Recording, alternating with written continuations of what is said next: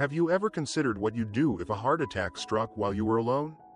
It's a daunting thought, yet it's a reality many people face. The initial moments are crucial, and what you do in that window of time can truly determine the outcome. Imagine you're sitting in your living room, maybe sipping a cup of tea or watching your favorite show. It's peaceful. Then, suddenly, you feel a strange pressure in your chest. Not the dramatic, clutching pain from the movies, just a subtle discomfort. Almost like heartburn, but somehow different. That's exactly what happened to Richard, a 74-year-old retiree from Ohio. He felt that tightness, and then realized he couldn't quite catch a full breath. His hands started to sweat, but instead of brushing it off, he remembered something important. Heart attacks don't always start with pain. And in that moment, he acted. That decision might have saved his life.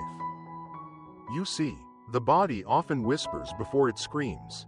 Recognizing those whispers, shortness of breath, dizziness, discomfort in your jaw, arm, back, or chest, might be your only shot to act before things get worse. For older adults, especially women, the signs can be vague: fatigue, pressure in the upper back, or even the stomach. They're easy to ignore, but if they persist, you must listen. Now picture this: early evening. The sun is setting, and something doesn't feel right. Your chest is tight, your arm tingles, and nausea rolls over you. You're alone. Who do you call? That's the situation Linda, 78, found herself in. Her son was across the country, and the nearest hospital wasn't close. She hesitated. I don't want to bother anyone, she thought, but then she remembered what a nurse once told her: don't wait. Don't wonder. Call 911. And that's what she did. The paramedics arrived just in time. That wasn't panic, it was bravery. Calling for help isn't overreacting. It's survival. Emergency services would much rather find you safe and sound than arrive too late. Every minute counts. Each second your heart is starved of oxygen. Damage builds. And please, don't try to drive yourself. Even if you feel okay now, your condition could worsen quickly. You might faint or lose control. Let the professionals come to you. They're ready for this. Just like Joe, he had just finished watering his garden when he felt a pressure in his chest. Not sharp, but heavy. He walked inside, sat down, and remembered his doctor's advice from years ago: if something feels wrong, chew an aspirin. So he did. 325 milligrams uncoated aspirin. Chewed slowly, not swallowed, chewed. Within minutes, the pain didn't worsen, and he stayed alert until help arrived. Aspirin works by thinning your blood, making it harder for clots to grow. It's not magic, but it can buy you critical time. If you're not allergic and your doctor hasn't said otherwise, keep aspirin somewhere easy to reach: your nightstand, wallet, kitchen drawer. That one little pill can make a world of difference. Let me introduce you to Alice, 81, a retired schoolteacher, always on her feet, her house spotless, her kitchen always busy.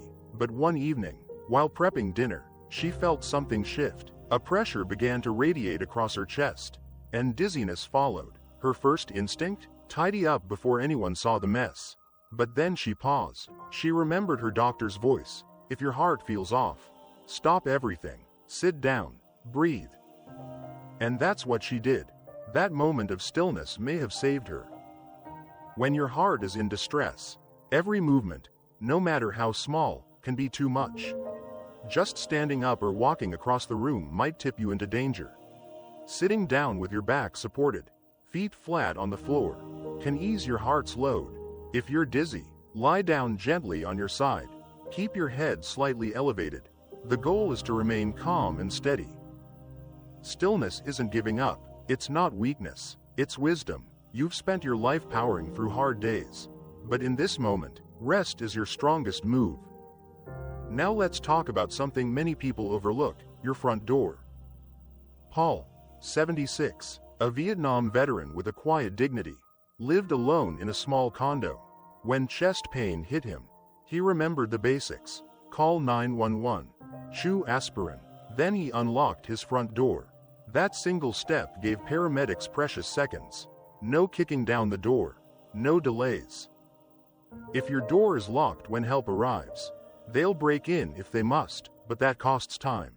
and possibly more, if you feel steady enough. Walk to the door and unlock it. Leave it slightly open if you can. If you live in a gated community, think about how they'll get in. Do you have a code? A spare key in a lockbox? These small preparations could mean the difference between getting care in time or not. Now, let's shift to something we all carry these days, our phones. Susan, 79, was skeptical of technology, but one evening, her phone became her lifeline. She called 911 and switched to speakerphone. Her hands were trembling, her breath was short, but the dispatcher could still hear her, guide her, and stay with her, even when she dropped the phone. They knew she was alive. Speakerphone frees your hands and your lungs. You don't need to strain to hold the phone up.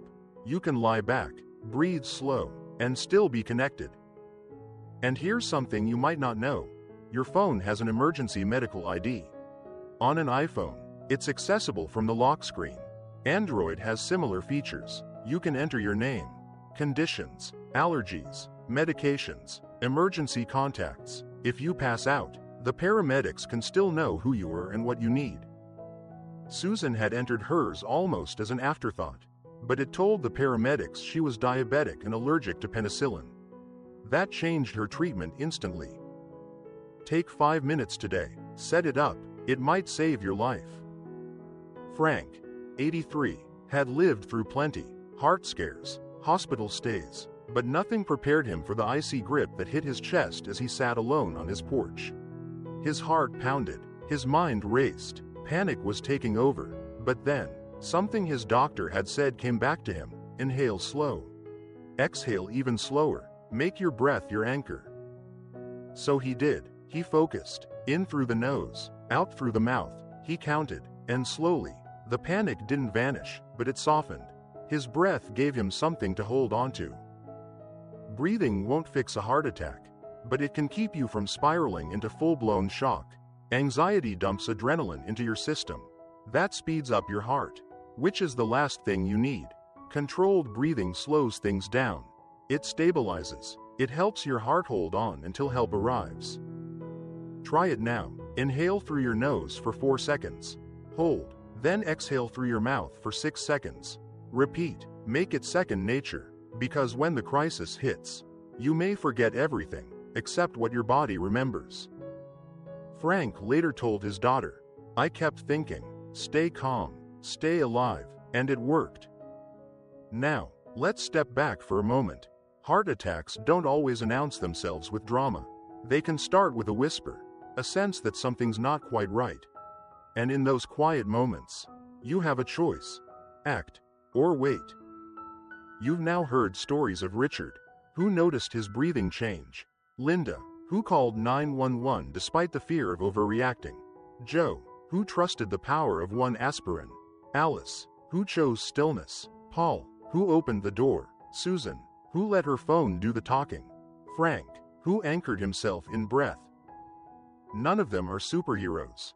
They're people just like you, folks with families, routines, and daily lives. What set them apart was preparation. So here's your gentle invitation. Look around your home. Do you know where your aspirin is? Have you added your emergency contacts to your phone? Does someone close to you know how to get inside if you're unresponsive? Small questions, but the answers might save your life. Don't keep this to yourself. Share what you've learned with a friend, a sibling, or your bridge partner. Talk about it over coffee. Practice it, because readiness isn't fear, it's self-respect. You've weathered storms, raised families, built communities. You've done more than survive, you've lived, and you still have chapters to write. This plan isn't just about safety. It's about giving you the tools to protect your story, your legacy, your life. So the next time something doesn't feel quite right, you won't hesitate, you'll listen, you'll act, and you'll be ready. So now that you've walked through every moment that could mean the difference between life and death, let's pause for something even deeper. This isn't just about avoiding tragedy, it's about reclaiming your power. There's something transformative in knowing you've done your part. You've prepared, not just for emergencies, but for peace of mind. You don't need to feel helpless just because you live alone, or because your body doesn't bounce back like it used to. What you need is what you already have, the wisdom of years. And now, the knowledge to protect yourself. Preparation doesn't come from fear. It comes from love. Love for your life. Love for those who still need you. Love for the years ahead that you still get to shape. And let's not forget the emotional weight that comes with health scares. It's normal to feel shaken, even after the danger has passed. That's part of being human. But you are not broken. In fact, facing something like this and coming out the other side, stronger, smarter, and more compassionate, can awaken something new inside you. A renewed respect for your own strength. A quieter confidence that grows with each step you take to look after yourself. You've earned the right to feel safe in your own home. You deserve to feel confident, not just in your body, but in your ability to respond when it matters most. So go ahead, revisit the layout of your home. Where's the aspirin? Is the front door easy to unlock in a hurry? Do your kids or neighbors know how to get in if needed? Have you rehearsed that breathing pattern? Not once, but enough that it's become second nature? These aren't chores, they're acts of kindness to yourself. And as you take these steps, know this: you are not alone. There are thousands, millions of vibrant elders just like you. Watching, learning, preparing, and every time one of you shares your story, your wisdom becomes someone else's lifeline. So if this message stirred something in you, if you felt a moment of recognition, or a memory surfaced, don't keep it inside. Leave a comment. Your story might just light the way for someone else. Click the like button if this felt meaningful. Subscribe if you want to walk this path together. Because every chapter of your life still matters. Not just to you, but to those who love you, and those who will be inspired by the strength you quietly carry. Here's to living prepared, living purposefully, and most of all, living with the quiet pride of someone who's ready, not just for the worst, but for the very best days still to come. Let's talk about what comes after the ambulance ride, after the moment of crisis.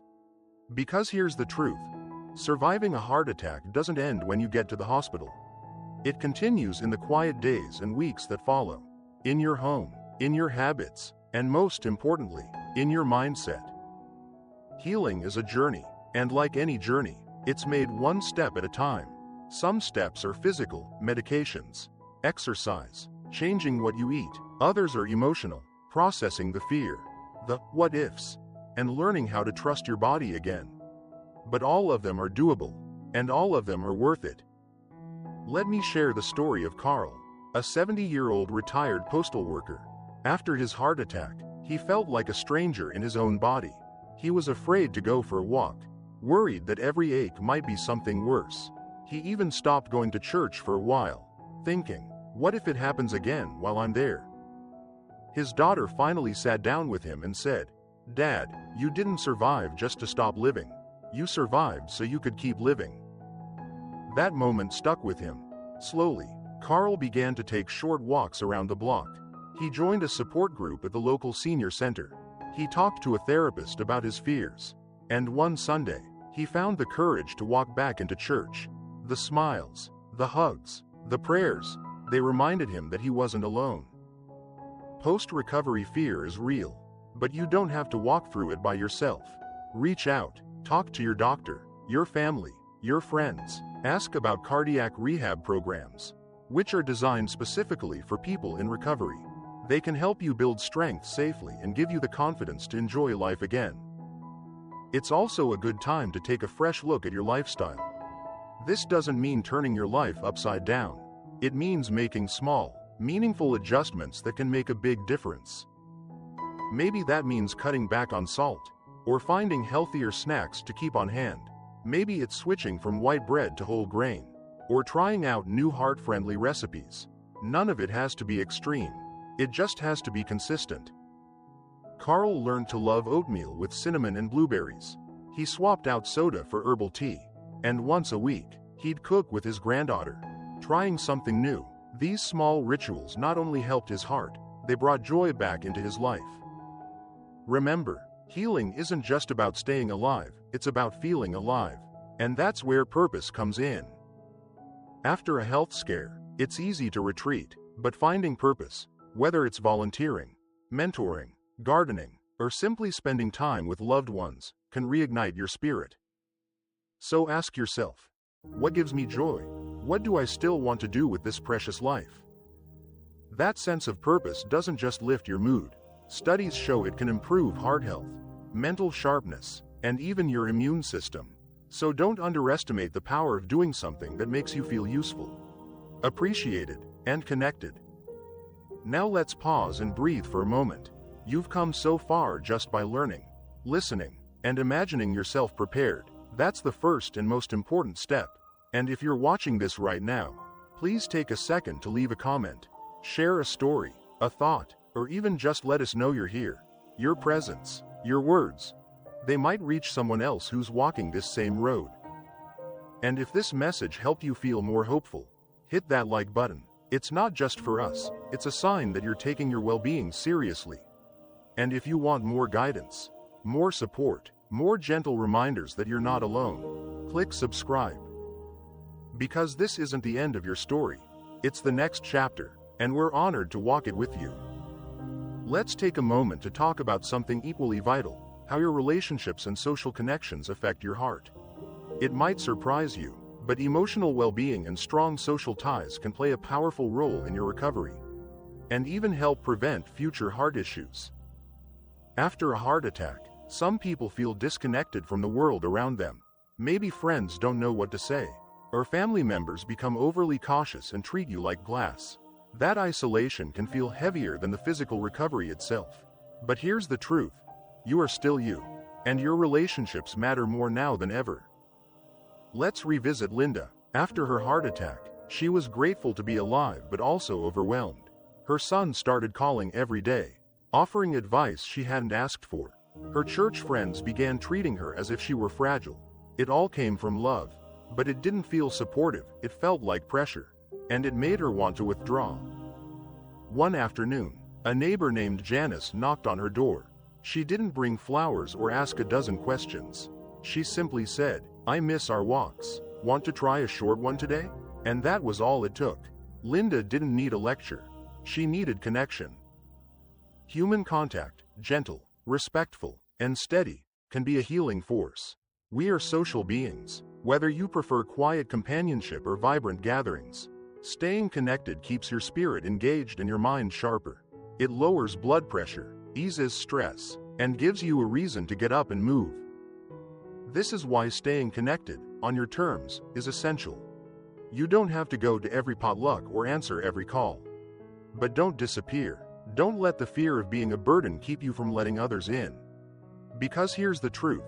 People want to be there for you. They just might not know how. Consider writing a simple note or email that says, "I'm still healing, but I'd love to hear from you. Let's talk soon." It gives people permission to reach out without the awkwardness. And if you're someone with a friend or loved one recovering, remember, sometimes, just sitting with them, watching a movie, or sharing a cup of coffee is the best medicine. Let's also talk about pets. If you have a dog or a cat, or even if you've just thought about adopting, know this. The love of an animal can do wonders for your heart. Literally, studies show pet owners have lower stress, lower cholesterol, and recover faster after illness. The simple act of petting a dog or hearing a cat purr can bring comfort, stability, and a sense of being needed. Frank, whom you met earlier, got a rescue dog after his heart attack. Her name was Millie. At first, he wasn't sure. "What if I can't take care of her?" he asked. But Millie wasn't high maintenance. She just needed love, and gave it tenfold. Every day, Frank got up to feed her, walk her, talk to her, and that small rhythm brought life back into his days. If you're not ready for a pet, even visiting with one or volunteering at a local animal shelter can spark that sense of joy. The key is engagement, connection, even in small doses, can shift your entire recovery experience. Now let's look inward a bit. Beyond social ties, there's the relationship you have with yourself. That might sound strange, but it's often the most neglected one. How do you speak to yourself when no one else is listening? Are you kind? Are you patient? Or do you hear yourself saying, "I'm just a burden," or "I should have done more to avoid this"? That inner dialogue can either slow you down or help you rise. Self-compassion is not weakness, it's strength wrapped in softness. It's the grace to say, "I'm doing my best," and mean it.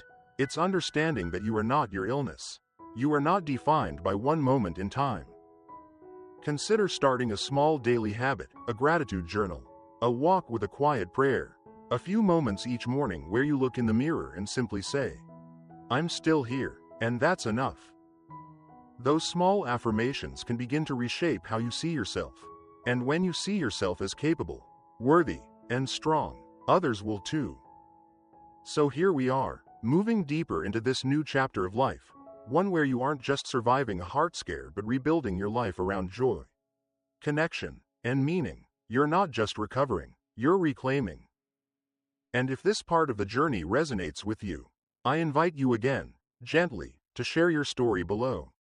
What has helped you stay connected? What keeps your spirit strong? Like this video if it warmed your heart. Subscribe if you want more wisdom, more encouragement, and more reminders that life, your life, is still rich with possibility. Because you're not just a survivor, you're a light, and the world still needs your warmth. Now let's turn our focus to something even more personal, your daily rhythms. The small routines you create after recovery can be some of the most healing. These aren't drastic life overhauls, but simple, life-affirming steps that remind your body and spirit each day, "I am choosing to live well." Start with your mornings. The way we begin the day sets the tone for everything that follows. After a heart scare, mornings can bring a strange mix of relief and fear. You wake up, grateful to be alive, yet worried about what the day might bring. That's normal, but instead of rushing into tasks, give yourself a moment of calm. Greet the morning with something gentle. Open the blinds and let the sunlight in. Sit in your favorite chair and sip something warm. Take 5 deep breaths and place your hand over your heart. Say to yourself, "I am here, I am steady, I am grateful." These aren't just words, they're grounding tools. They tell your nervous system, "We're okay." From there, try to create a rhythm that suits your new pace. If you used to do everything fast, now's the time to slow down. Not out of fear, but out of respect. Your body's been through a lot. Give it the grace it needs. Many people find joy in movement again, but differently than before. Maybe you walk more often, but not as far. Maybe you do light stretches with a neighbor over the phone. The goal isn't to return to your old self.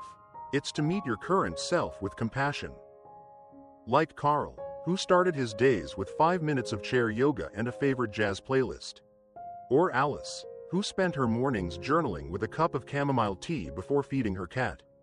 These aren't just routines, they're rituals of hope. Another piece of this rhythm?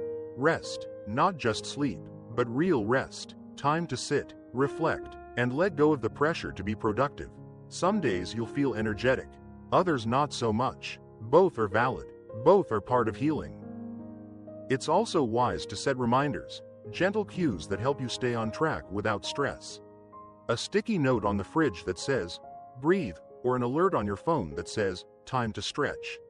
Little signals that care for you, like a friend would. Nutrition, too, becomes part of the rhythm. This doesn't mean every meal must be perfect. It means listening to your body and choosing foods that make you feel nourished. That might be warm soups, leafy greens, or fresh berries. If cooking is tiring, prep simple things ahead or ask a loved one to help. You don't need fancy meals. You need fuel that loves your heart back. Spiritual rhythms also matter, whether that's prayer, meditation, time in nature, or simply pausing with intention. Frank began lighting a candle each evening, not for any particular reason other than to mark the day's close with gratitude. That candle became his reminder that each day was a gift.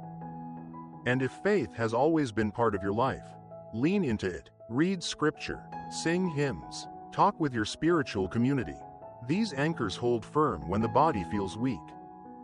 Lastly, celebrate the little wins. Every moment you listen to your body, every step you take with care, every smile you share, these are triumphs. Mark them, write them down, say them out loud. They are signs that you are not just healing, you're growing. Because in this season of life, every choice you make to support your heart, physically, emotionally, spiritually, is an act of resilience. So tell me, what rhythms keep you grounded? What small habits are helping you feel like yourself again, or maybe even better than before? Let's keep this conversation going. Leave your wisdom in the comments. Like this message if it resonated with you. Subscribe if you'd like to walk through more of these moments with a community that sees your worth. You're doing beautifully. Keep going. You're not just recovering from something. You're stepping into something stronger, wiser, and more centered than ever before. Let's take this moment together, right here, right now, to honor how far you've come.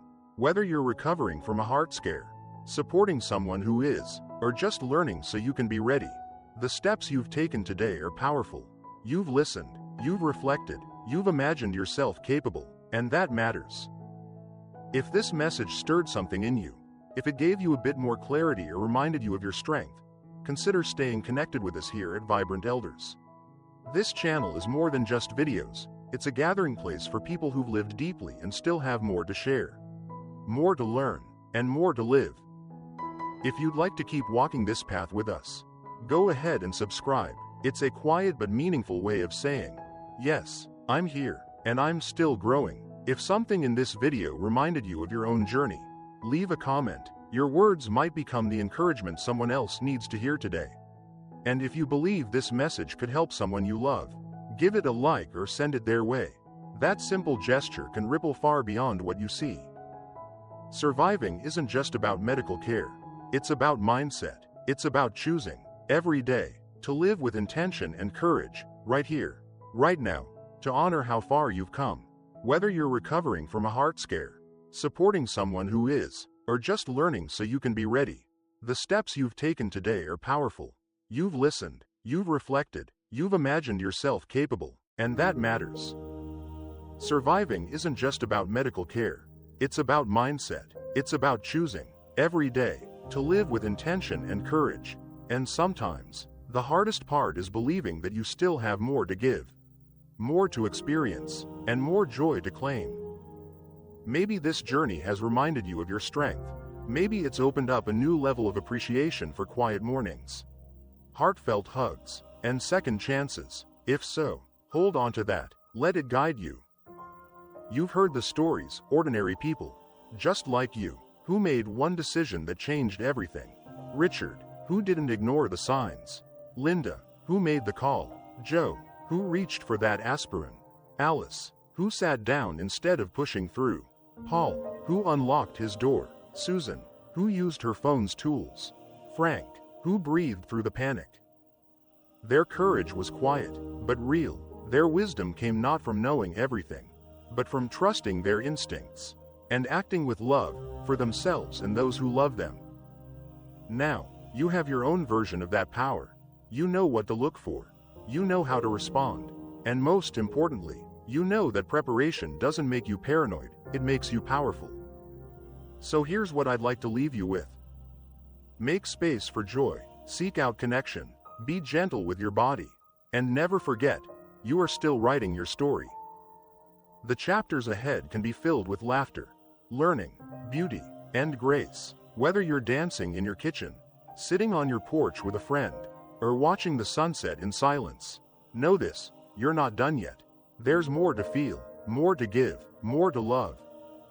Take pride in what you've done today, and if this message resonated with you, share it. Let someone else know that they, too, have what it takes to survive, to thrive, and to live with heart. Leave a comment if you feel called. Share your story, your wisdom, your encouragement. Like this video to let others know it's worth watching.